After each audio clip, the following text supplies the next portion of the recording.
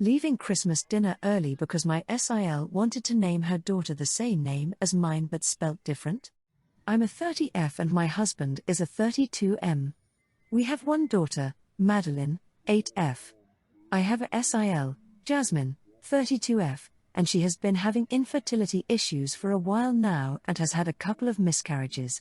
Jasmine and I aren't that close, but we're friendly to each other.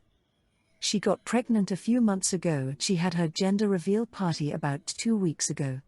Everyone was so excited and happy when we found out she was having a girl. During this year's family Christmas dinner, she announced that she was going to name her kid Madeline, but spelt differently, of course. As if that made it any better, her daughter's name was going to be Madeline. I was completely shocked. Never in my wildest dreams did I expect that Jasmine would want to name her kid Madeline as well. If she told me before we named our daughter, I probably would have taken that into consideration before naming her. I asked Jasmine why she would want to name her daughter the same name as mine, and she said that technically it wasn't the same name since it was going to be spelt different. She also said that her great-aunt's name was also Madeline and that she thought that Madeline was a cute name. Jasmine also mentioned that Madeline was supposed to be the name of her kid before she had a miscarriage. This was before Madeline was born. I never even knew that was what she wanted to name her kid because she never told anyone. I was really upset and told her she could have just told me before I named my daughter that she also wanted to name her daughter Madeline. She said that I was always such a witch and that I probably would have named my daughter Madeline either way. I don't even know what I ever did to this woman. I then asked what we were going to do about the confusion of them having the same name. She told me we could use my daughter's middle name. Like, what? I told her if anything, we should be calling her daughter by her middle name since my daughter came first. We went back and forth a few more times before I decided to leave early with my husband and Madeline. My daughter was also pretty confused and asked why her aunt would want to name her daughter the same name as her. I'm still really upset and hopes she changes her mind, but this morning my Bill texted me and said that I should try to better understand Jasmine and her feelings. I texted him back and told him that she should stop being such a witch and try to understand my feelings instead. I really don't think I'm in a hole, but, comment 1. Your mistake was rising to the bait. Just say obviously, I think that is a lovely name, and since there is such an age difference, and Madeline is already known by that, it shouldn't be too confusing. Obviously, you guys have some bad blood, and she is provoking you a little. Maybe she thinks you provoked her by naming your daughter the name she had already picked out. Don't make an issue of it. Don't issue ultimatums. Just keep calling your daughter whatever you have been calling her, and ask your parents and other relatives to keep doing so, as this has been your daughter's name for 8 years. Comment 2. I have the same name as a first cousin as well as a close family friend, my mom's closest friend's daughter, who is like a cousin. I'm the eldest of the 3 of us, in my 40s now, and it never occurred to me to give a single fuck that they have the same name as me. It's not a common name, I never had another in my class, and it's rare to meet anyone with my name.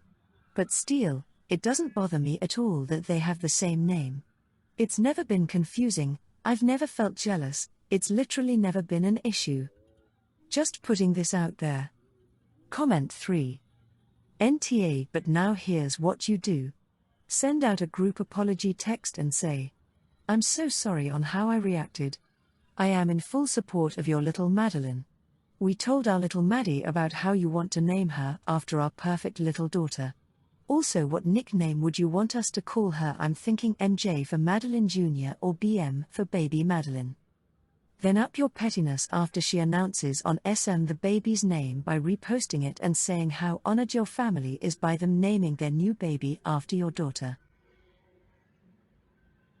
Telling my mom I wished she died instead of my dad. I, 51F, and the second youngest child of 8. Growing up there was a constant unfairness and favoritism between my siblings from my parents. My sister Kathy, who I am 18 months apart from, and I would always get the short end of the stick when we were younger. Kathy and I got pulled out of private school and put into public high school so my parents could pay for my older sister's university. In high school, I participated in many things like ASB and swimming, but my parents never showed up for anything or give us rides to school, so we had to walk. When it came time for applying to college, my parents only gave Kathy and I two options: community college or a university that my two older brothers went to. In 2015, my dad, 82M, was diagnosed with pancreatic cancer. When his condition got worse in 2016, I would visit daily. He passed away in late May of 2016. After he passed, the favoritism from my mom got even worse since my dad would normally mitigate it. Fast forward to 2021, my mom, 83F, began planning on how her possessions would be dispersed after she passes.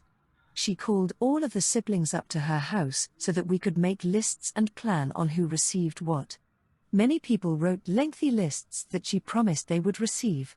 I wanted a few sentimental items, photos of my parents, and a specific ring that my mother owns called the Mother's Ring that has the birthstones of all of her children. When I gave her my list, she told me that if I wanted the ring, it would be the only thing I would inherit, and beforehand she would remove its stones and give them to other siblings. This sparked an emotional argument, as I asked for much less than other people, and she said I didn't deserve more. We started bringing up things from the past, with me mentioning how she mistreated me, and she completely blew me off. I then tearfully told her I wished she had died instead of our father, because he would have treated his children much more fairly in this situation. This hurt her greatly because she has never recovered from the loss of her husband, and despite her behavior she does love all of her children. After this happened, our relationship was never the same. We didn't speak for many months, and every time I would see her, I would only say hello and goodbye. She hasn't apologized for what she has done in the past or about the mother's ring. I do feel like what I said was harsh, but I won't apologize for it since I think someone needed to give her a reality check for how bad she has treated some of the siblings, and it was a moment of pent-up resentment I held down for many years. Even now, my mom's plan is to only give me the mother's ring with no stones in it and nothing else. Comment 1, OMG, this is the story of my life. If you're like me, you're carrying decades of hurt and resentment. I'm so sorry, but at this stage I don't think you're going to get the relationship with your mum that you always wanted. Apologize if it will help you feel better and stop guilty feelings, no other reason. Please consider counseling for your own mental well-being and healing, and leave your mother to her jewels. Believe me, you're worth more than any ring. NTA. Comment 2. NTA. I also had a mother like this. I was the youngest. She hated me. My two sisters were the golden children. Finally, when I was in my 30s, we got into an argument and I just unloaded all my emotional pain that I had been holding onto for years. Her response was she was going to cut me out of her will and I would not get one piece of her diamond jewelry. After that I walked away and went no contact. 25 years later I heard she died. Didn't care. Comment 3. After hearing your story I say NTA. Random question, is there a specific reason she doesn't want you to have the stones and thinks you don't deserve them? Like, does she plan to remove the stones just so you each have your respective stones? Or is there a history of you pawning or selling anything of importance? Have you done some bad things in the past that made her lose her trust in you? You don't have to answer and it won't change mine. I'm just trying to get an understanding of why she said you don't deserve them. Just curious if she's just being shitty to you like she has your whole life, or if there's an extra reason. Kidnapping my niece. My 32F, sister Sue, 39F, and her husband Dan, 44M, have two kids, Lily, 11F, and Amy, 16F. Recently Dan's mom broke a leg. She lived alone, so Dan and Sue took her in. She got Amy's bedroom. Amy moved in with Lily. Late on the 25th, Amy showed up at my apartment begging me to let her stay. She said it's too much, she has zero privacy. Lily's constantly going through her things, takes clothes without asking, breaks stuff, is so loud that Amy can't do anything, and when Amy complains, her parents just tell her to be patient. The final straw was when Lily found a present with a note for Amy from a guy from her class. Lily loudly announced Amy was in love and started reading the note to their parents. No one knew about him yet and the note was obviously personal, nothing inappropriate, so Amy tried to take it from her. The result was her sister startling and Dan yelling at Amy to let go of her. Amy grabbed the note and ran out of the house straight to me. I live close by. I was at a loss. I said I'd talk to her parents for her and called Sue to let her know Amy was safe and to get her side. Sue asked to come over but Amy didn't want to see anyone, so Sue said to tell her sorry and that she could stay the night. The day after we agreed Sue would come alone to talk to Amy. 20 minutes later she shows up with Dan and Lily. Lily apologized to Amy through tears, asking her not to hate her. Amy accepted but looked uncomfortable. Dan then told Amy to apologize for grabbing Lily but she refused. Dan said she had to for them to get along but Amy said she still didn't want to go home. After that the screaming started. Dan called Amy a spoiled brat, he never had his own room. Amy said if she can't stay here she'll go to friends and stop talking to all of us. Lily kept crying and Sue just ignored everything until Dan declared they needed to get back home to his mom and tried to push Amy out the door. Sue broke them apart and said Dan should take Lily home, she'd handle it. She told Amy she'd make Lily act nicer and asked if that changed anything. Amy said no, so Sue said okay, she can stay. No clue what she told Dan but it didn't work cause he keeps calling and texting. He says I'm basically kidnapping Amy and enabling her emotional blackmail, that I'm teaching her if she runs she'll get whatever she wants. That it's not a big deal to share and Lily apologized and is feeling terrible. That Amy is disrespecting his injured mom by not letting her have her room. That I'm interfering in a private matter by giving Amy an out, undermining his authority just because Sue is my sister. Sue says she's trying but I doubt it. Dan even showed up at my apartment demanding to talk to Amy. He refused to leave so I let him in but Amy locked herself in the bathroom until he left, threatening to call the cops next time. I'm keeping a kid from her dad which is messed up but I worry where Amy will go if I kick her out. Reconciliation seems far away with all that screaming. Comment 1, are you in the US? If so, what state? At 16 many children can become emancipated minors if their living situations are not good. You're not kidnapping her, but her home life right now is not acceptable. Lily is obviously spoiled, but Amy shouldn't sacrifice her privacy for that. You may want to contact your local social services agencies to see what kind of action you should take moving forward. Because Amy is 2 years from being an adult, her wishes will be taken into consideration. Comment 2. NTA. It really seems like Dan is abusive, at least emotionally, especially with the way Sue was acting. Try to have a serious talk with your sister. How does she feel about how things have been at the house? Does she often give in to what Dan or Lily want? How much does she give in because she doesn't want Dan to yell, or worse when the kids can't see? As others have said, they need therapy. Amy may agree to go back after they've worried through some things, and you could drive Amy there and wait through their session to bring her home so she feels more safe. Comment 3. Sounds like Lily takes after Dad, who doesn't take no for an answer. Amy isn't complaining about sharing a room. She's complaining about her sister's snooping and stealing. Your sister seems to understand the problems and is trying to protect Amy by letting her stay with you. The reality is that Amy only has 2 more years before she can decide her own fate and Dad needs to smarten up. Some counseling is in order. NTA for giving Amy a safe space. Telling my sister I don't care what her dad wants. I, 25F, have a sister, 15F, who is my mom's daughter with her second husband.